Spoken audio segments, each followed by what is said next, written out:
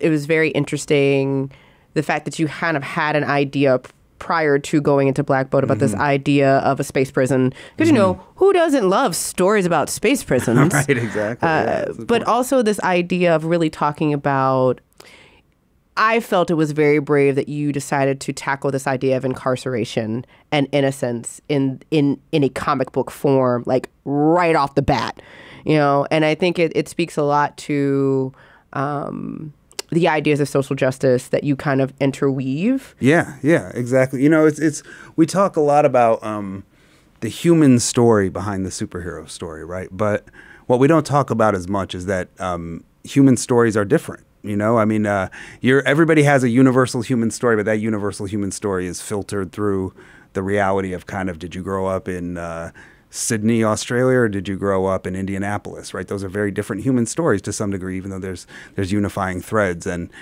to me, to get at these heroes' human stories requires paying attention to kind of all that detail, right? They're not just generic human beings when they take off the costume, but they're real people that exist in a real world that we all made up, but we hope is convincingly real, right? So what is the first thing you think about when you sit there and go, okay, this person is human?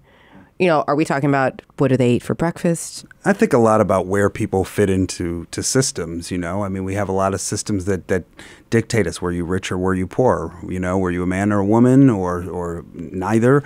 You know, there are a lot of different ways in which we humans are kind of subdivided and not just subdivided, but in hierarchies, right?